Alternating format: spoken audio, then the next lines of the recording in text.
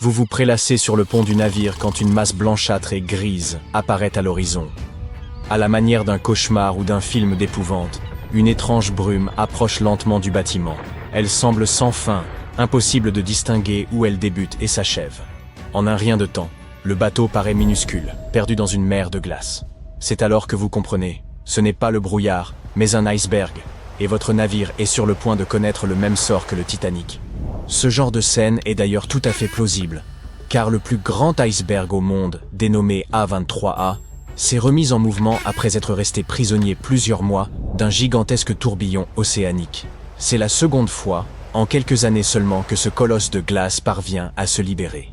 La première remonte à 2023. Après être resté échoué sur le fond marin pendant pas moins de 37 ans, l'iceberg s'était mis à errer au gré des courants. Il couvre une surface équivalente à 3 fois celle de New York. Son poids avoisine également les 1000 milliards de tonnes.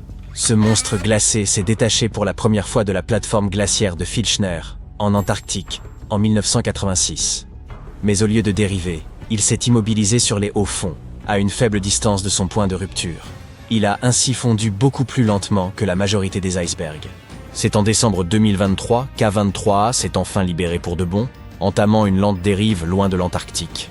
Cependant, sa course a rapidement été interrompue. Il s'est retrouvé coincé non loin des îles Orcades du Sud, pris au piège dans ce qu'on appelle une colonne de Taylor. Un tourbillon gigantesque, qui se forme lorsque les courants marins circulent autour d'une montagne sous-marine. À un moment donné, l'iceberg tournait sur lui-même d'environ 15 degrés par jour dans le sens inverse des aiguilles d'une montre. Mais depuis le 13 décembre 2024, A23A est parvenu à s'extraire de cette colonne de Taylor et se déplace à nouveau. Les scientifiques observent attentivement son parcours, curieux de savoir s'il empruntera la même trajectoire que d'autres icebergs ou s'il suivra une route inédite. Des icebergs aussi gigantesques que l'A23A libèrent des nutriments dans les eaux environnantes lorsqu'ils fondent. Ce phénomène peut en fait créer des foyers de vie dans des zones océaniques habituellement désertes.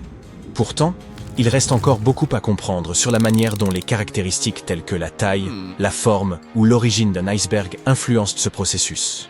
Pour en apprendre davantage, les chercheurs ont commencé à collecter des échantillons d'eau des zones qu'A23A est susceptible de traverser. Et ils continueront à en prélever tout au long de sa dérive, en espérant que cela nous permettra de mieux saisir l'impact des icebergs massifs sur les écosystèmes marins alentours. Au fait, le glacier auquel notre colosse appartenait pourrait être d'une ancienneté remarquable, littéralement millénaire. En Antarctique, la glace la plus ancienne pourrait dater de près d'1 million d'années. Au Groenland, elle atteint plus de 100 000 ans. Tandis qu'en Alaska, la plus ancienne glace glaciaire jamais récupérée, découverte dans un bassin entre le mont Bonnat et le mont Churchill, n'a qu'environ 30 000 ans. Un bambin à côté des autres. Parallèlement, dans un glacier de vallée typique de l'Alaska, il ne faut qu'environ 100 ans pour que la glace récemment formée traverse l'intégralité du glacier. Quant au glacier Bering, le plus vaste de cet état, avec ses 225 km de long, sa glace parvient à le traverser en moins de 400 ans. Voilà qui témoigne du mouvement constant d'un glacier d'une telle ampleur. Passons maintenant à l'allée des icebergs, un tronçon de l'océan Atlantique qui relie l'Arctique à Terre-Neuve. Si vous rêvez de voir une multitude d'icebergs, c'est là qu'il faut vous rendre. Chaque année, d'innombrables blocs de glace traversent cette région, la majorité en provenance du Groenland. Au printemps et en été, de larges fragments de glaciers se détachent et sont acheminés par les courants nord-sud, traversant la baie de Baffin pour atteindre la mer du Labrador, où ils finissent de parfondre. Certains proviennent également des côtes canadiennes, empruntant le détroit de Davis avant de dériver vers la mer du Labrador et longer les côtes est et ouest de Terre-Neuve. Ces énormes blocs de glace sont également très anciens, datant d'environ 10 000 ans.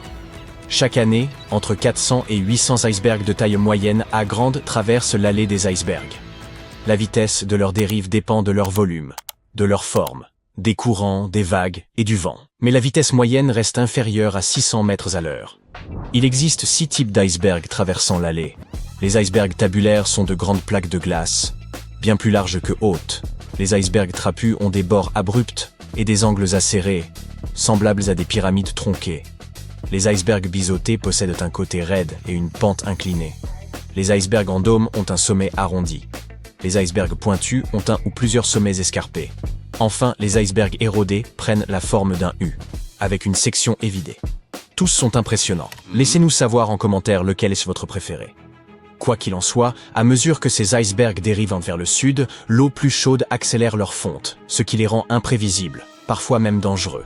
Aujourd'hui, les satellites suivent les icebergs de taille grande et moyenne pour éviter les accidents.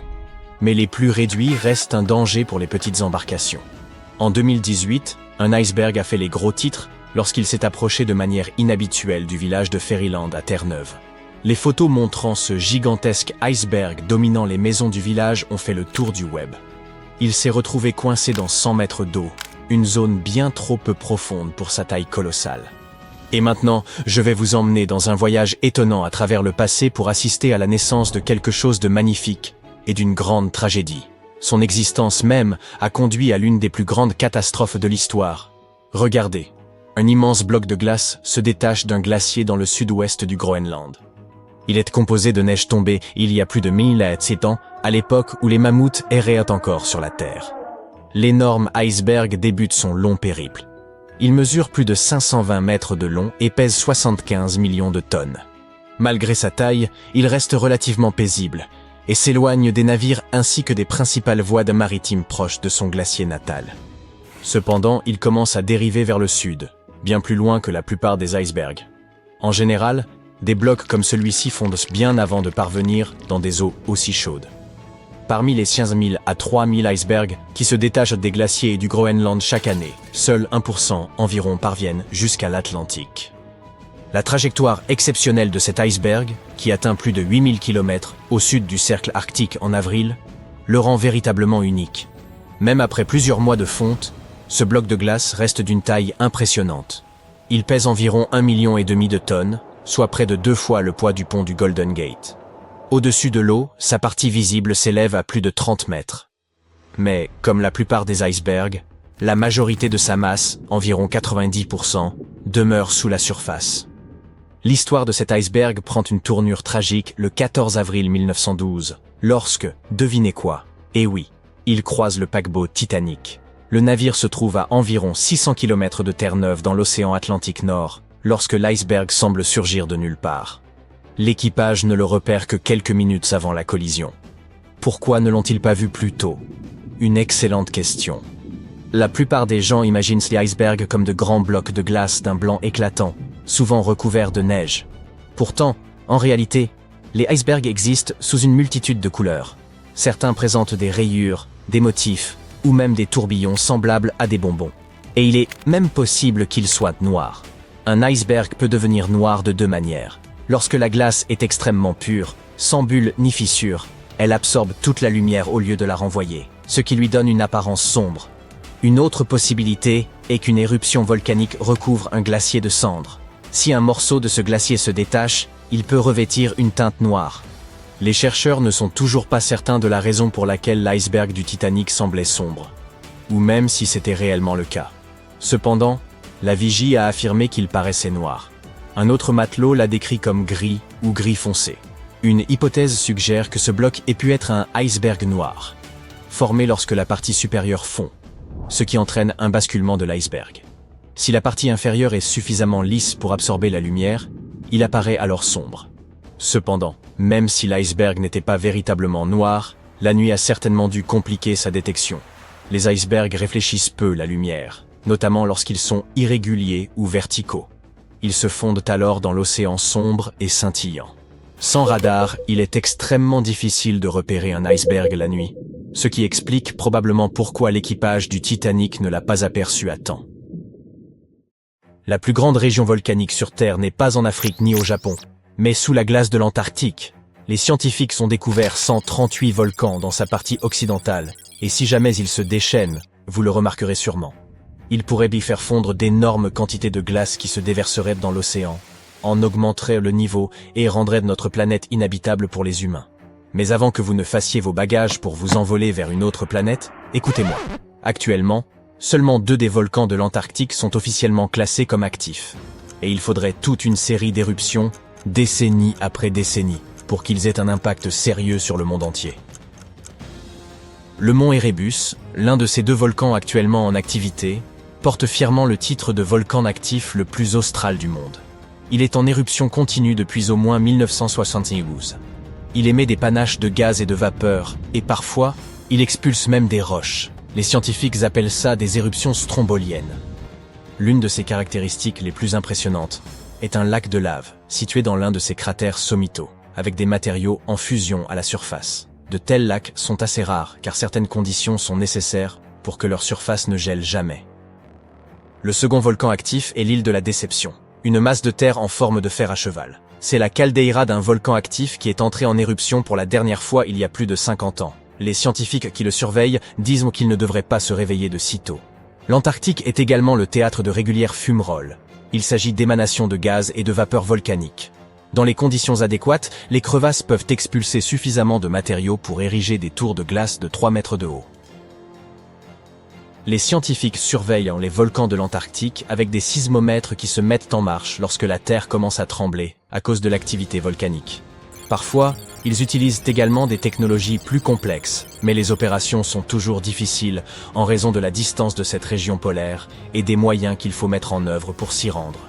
C'est pourquoi personne ne peut prédire quand l'un des volcans du continent, actuellement endormi, entrera en éruption. Nous pourrions savoir à quoi ressemblerait un tel réveil si nous analysions ce qui s'est passé il y a près de 20 000 ans. Mais le faisons-nous? L'un des volcans endormis de l'Antarctique, le mont Takahe, a autrefois connu une série d'éruptions et émis une bonne quantité d'halogènes riches en ozone. Certains scientifiques disent que ces événements ont réchauffé l'hémisphère sud. Les glaciers auraient commencé à fondre, et cela aurait contribué à mettre fin à la dernière ère glaciaire. Pour que ces événements se répètent, il faudrait à nouveau une série d'éruptions avec émission d'halogènes provenant d'un ou de plusieurs volcans se trouvant au-dessus de la glace. C'est un scénario peu probable, mais comme cela s'est déjà produit dans le passé, ce n'est pas complètement impossible. Quant aux volcans cachés sous une épaisse couche de glace, on pense que leur gaz aurait du mal à atteindre l'atmosphère. Cependant, ils seraient suffisamment puissants pour faire fondre d'énormes cavernes et produire d'importantes quantités d'eau de fonte. La nappe glaciaire de l'Antarctique occidental est humide et n'est pas attachée à sa base. Cette eau de fonte agirait donc comme un lubrifiant et mettrait rapidement en mouvement la glace qui la recouvre. Le volume d'eau qu'un volcan de cette taille pourrait produire ainsi n'est rien comparé au volume de glace qui le surplombe. Ainsi, une seule éruption ne ferait pas de différence. Cependant, avec plusieurs éruptions de volcans situés près ou sous les grands courants de glace de l'Antarctique occidental, ce serait une autre histoire. Ces courants de glace sont des rivières qui transportent une grande partie de l'eau de l'Antarctique vers l'océan. Si elles modifiaient leur vitesse et apportèrent des quantités inhabituelles d'eau dans l'océan, son niveau monterait. À mesure que la glace deviendrait de plus en plus fine, il y aurait de plus en plus d'éruptions. Les scientifiques appellent ça un effet d'emballement. Un phénomène similaire s'est produit en Islande. Le nombre d'éruptions volcaniques a augmenté lorsque les glaciers ont commencé à reculer à la fin de la dernière période glaciaire. Pour que des changements massifs se produisent, il semblerait donc que plusieurs volcans situés au-dessus de la glace et contenant des gaz riches en halogènes doivent devenir actifs dans un laps de temps assez bref et rester puissants pendant des dizaines voire des centaines d'années. L'Antarctique contient environ 80% de toute l'eau douce du monde. Et si toute cette glace fondait, le niveau global des mers augmenterait de près de 60 mètres. Et nous n'aurions plus qu'à chercher une nouvelle planète où vivre. Mais ce scénario est peu probable. Il est plus probable que des éruptions sous-marines lubrifient les flux de glace et envoient des masses d'eau dans l'océan. Mais ce ne serait pas la fin du monde. Un supervolcan extrêmement puissant et furieux pourrait y parvenir, et cela s'est déjà produit par le passé. Il y a plus de 200 millions d'années, le monde a connu une transformation majeure, avec non pas une, ni deux, mais 4 éruptions volcaniques massives. La province magmatique centra-atlantique s'est trouvée en éruption continuelle pendant 600 000 ans. C'était à Wrangellia, une grande masse de terre et jadis un volcan supermassif s'étendant sur ce qui est aujourd'hui le territoire de la Colombie-Britannique et de l'Alaska. Mais ce n'est ni la lave ni les cendres volcaniques qui ont dévasté l'environnement. L'éruption a fait exploser les niveaux de carbone.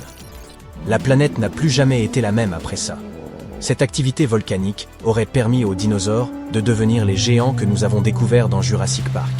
Elle aurait déclenché une saison des pluies de 2 millions d'années et rendu la planète chaude et humide. Les dinosaures ont adoré. Les chercheurs ont creusé profondément dans les couches sédimentaires, sous un ancien lac en Asie pour découvrir ses secrets. Ils ont trouvé des traces de cendres volcaniques et de mercure, des signes évidents de ces éruptions. Ils ont également pu confirmer les grandes augmentations des niveaux de dioxyde de carbone. Cela aurait rendu l'atmosphère torride, et la pluie s'est mise à tomber abondamment. La mauvaise nouvelle, c'est qu'une autre éruption comme celle-ci pourrait se produire. Le supervolcan situé sous le parc national de Yellowstone dort depuis près de 70 000 ans.